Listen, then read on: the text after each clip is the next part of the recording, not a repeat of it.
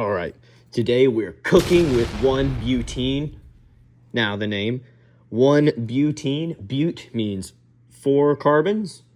We've got a double bond. The 1 means the double bond starts on the first carbon. We're going to start by constructing our 4-carbon backbone.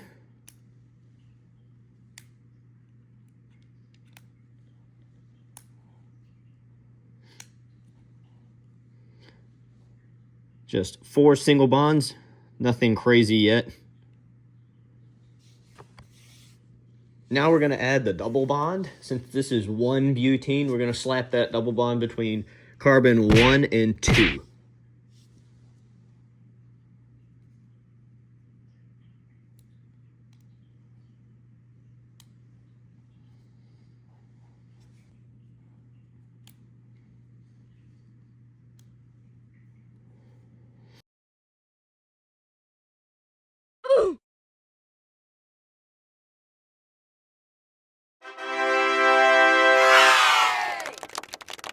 At long last, we have formed the double bond of our 1-butene.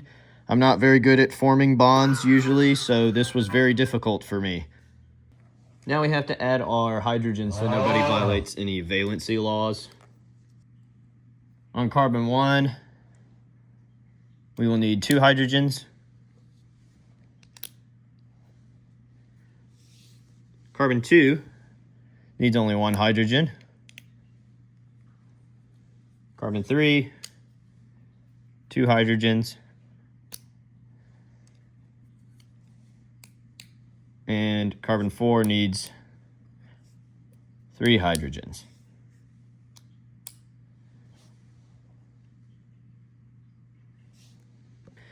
So now this gives us CH2, a double bond, CH, CH2, and CH3. Now it's time for our geometry check. The double bond carbons are sp2 hybridized, which means they're trigonal planar. They have about 120 degrees for their bond angles, and they're flat. The other carbons, these are sp3 hybridized. Their shape is tetrahedral, about 109.5 degrees for their bond angles. These are like a tiny molecular pyramid.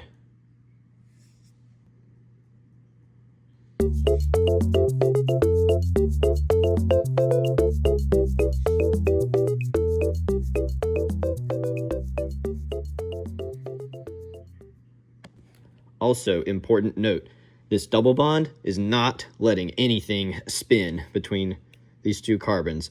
It's as rigid as a stale breadstick from Olive Garden. And because the double bond is at the end, this is a terminal alkene. 1-butene is used to make polymers, especially types of polyethylene for plastics, packaging, and containers. But let's be honest, this is basically a microscopic Lego brick. In the right environment, it links up with other molecules to build entire plastic empires.